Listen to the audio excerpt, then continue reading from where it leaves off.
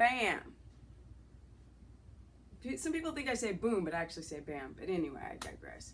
Okay, guys, we're going to talk about how do you get more fat in this ketogenic protocol. Now, it doesn't seem to matter how many videos I do. You guys still don't seem to understand the ketogenic diet or lifestyle, or non-BS lifestyle as I call it, is not about weight loss. That is a by-effect of getting healthy and getting that inflammation down. So when people do a ketogenic protocol or a non-BS protocol, they expect instant weight loss. But you know what you actually lose?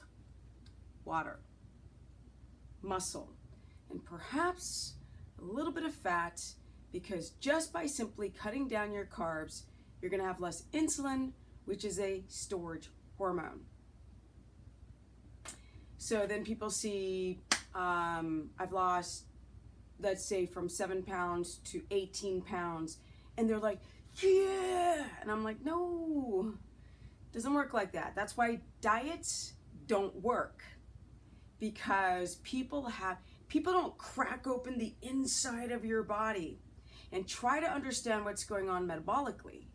They just look at numbers on a scale, which are completely subjective. So with that said, let's go a little bit deeper. So we're all inflamed. I'm doing lots of videos now more about things as simple as SIBO, a small intestinal bacterial overgrowth, right up around here. And when you have a bacterial overgrowth, I'm not even talking about the holes in your gut, just the bacterial overgrowth. That creates an inflammatory response within the body. So the body doesn't like to lose weight when it's inflamed, because the body doesn't understand that we are living in the modern time. To our primal body, anything that's inflammatory means we're about to die. You know, I gotta survive, let's store fat, let's crank down the metabolism, let's conserve energy. But we don't want to do that because we're not surviving. We're just actually really kicking it almost to a point of sheer laziness. We need to have more fat, just simply for the metabolic reasons that if you want your body to switch over and use ketones as its viable source of fuel for the Maserati, you have to eat more fat. People can't wrap it around their brains. The fat makes you lose fat, in theory. Of course, there's those middle things like blood sugar dysregulation, metabolic derangement, and insulin. Those things also play a role. You can't just stuff a bunch of fat in your body and you lose weight. But let's understand the mechanism of stuffing a lot of fat in your body. So what we're trying to do is deplete glycogen storages, because that's the gas tank of your body. So your body's glycogen storages are filled up via carbohydrates and sugars. We deplete them, and that forces your brain to find a secondary gasoline source for the Maserati. But because your brain is so addicted to glucose, it's not willing to give up its carbohydrates for gasoline. And it can make carbs, glucose in 3 minutes without eating a bite, called gluconeogenesis. Boom! Because we always need to have some amount of sugar for our red blood cells. So we have the ability to go into the body factory and make sugar without eating a bite. If you're metabolically damaged, the body's like, oh, hell no, are you going to take away my carbohydrates? I'll just make more. But it's not enough to restore glycogen. So you feel tired, right? You want to get through your CrossFit workout or your powerlifting. Your bodybuilding or your Pilates class. It's not working. Still feel tired. Although being tired is a multitude of reasons that you guys don't even consider. So what we're trying to do is stop that poor gasoline source and try ketones, which last all day long. They're fantastic. Which the demand of glucose must be every 2 hours. And who has time to eat every 2 hours? And where ketones can be 6, 7 hours, which means that you can go live your life without catabolizing and breaking down body to feed your fledgling brain. So you eat a lot of fat, and that creates fat breakdown signaling. It's kind of like for your body to give up its body fat, it's got to feel that it's going to be replaced. You're going to replace its, its operation gasoline.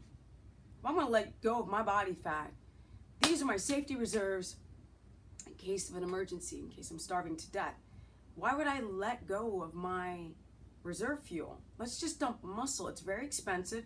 And if I'm starving to death, this is going to make me die faster. Muscle. Yes! Really? It'll make you die faster because it's very metabolically active and expensive for the body to upkeep. So let's get rid of everything that's too expensive, like pooping and hair growth and tons of things. And muscle. Reproductive system. Eat fat, burn fat. I know, sounds really loopy, but you don't need insulin to use fat, but you need insulin to use carbs. And what does insulin do? It stores fat. It doesn't burn fat. It stores. Store, store, store. That's why you guys are becoming overweight on carbohydrates. And we can only manage that 5 grams of carbohydrates every time we eat. That's safe with our pancreas. 5 grams glucose, 5 grams insulin, we're good to go. Teaspoon. More than that, boom, insulin, insulin, insulin, damage of cells, crash, go up, down, crash, up, down, crash. Store fat, estrogen dominance. Estrogen makes more fat cells make more estrogen. And now you're inflamed, and all your systems are breaking down one at a time on that crappy source of gasoline, which is glucose. Which is why, you guys, I'm not talking about weight loss as a primary subject. Is that a reaction to keto once you're fully adapted? Yes, but you guys have to know the difference between ketones or ketosis and using them, highly keto adapting.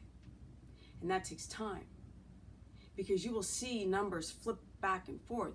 People will use glucometers and they'll go, I'm in ketosis. And I'm like, stop using that terminology so loosely.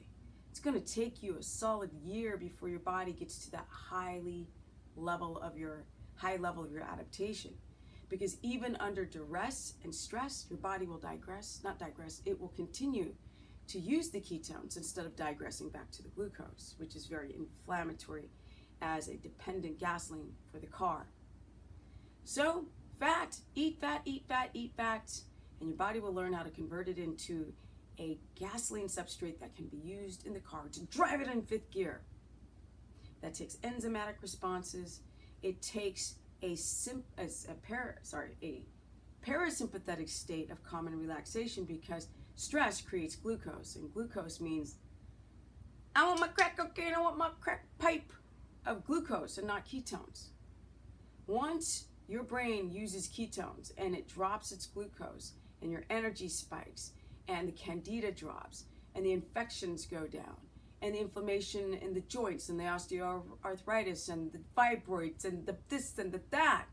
Once that stuff goes down, now your body doesn't have to fight inflammation with cortisol, and there's that whole loop of continuing to make sugar. Once you don't need to make sugar as a response to survive, the ketones go into action, and then you can manipulate your macros to get lean and fit. What?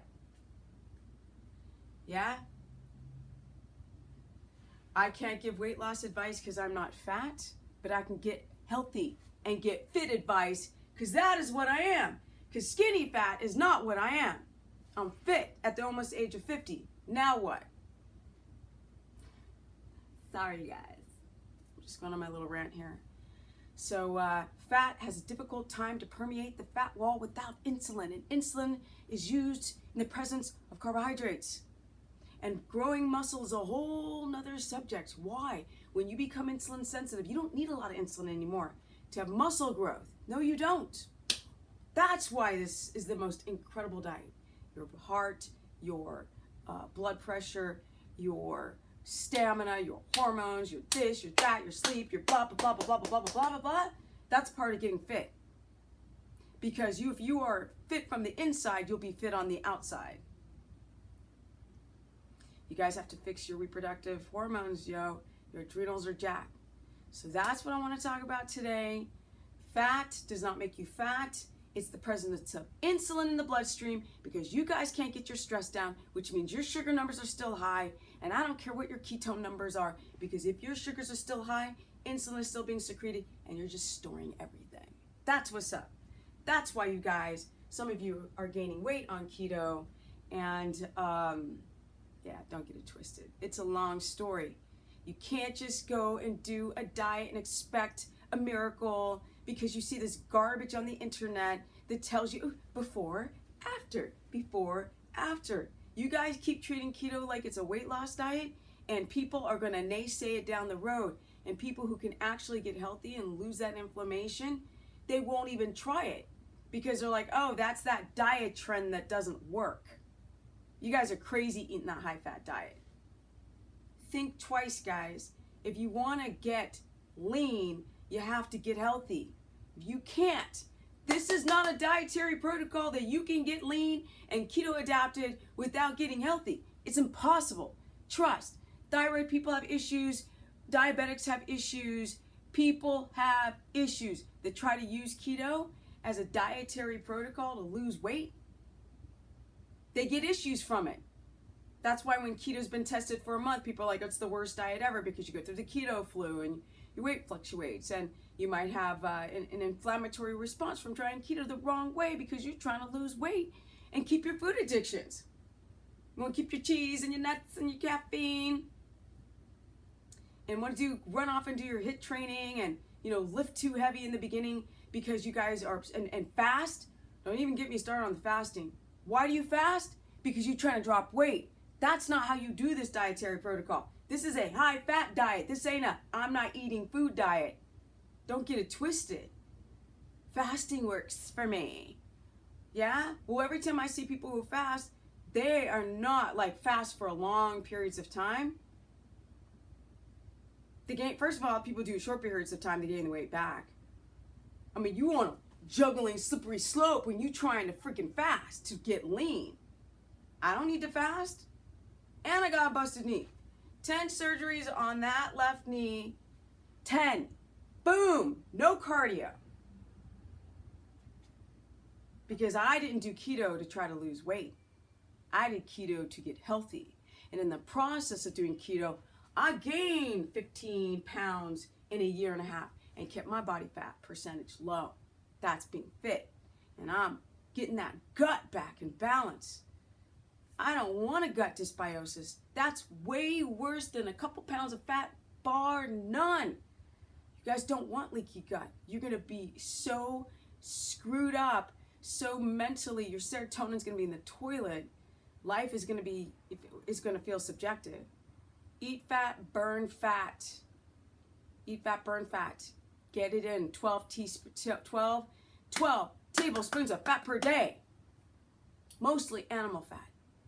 And I always say 50% animal fat, 50% plant fat, because people are so afraid to eat so much animal fat and try the leaf lards and the beef tallows and the goose and the duck fat. These are the things, especially the lard. Our body knows what it's made out of. Our fatty acid profile is very similar to lard.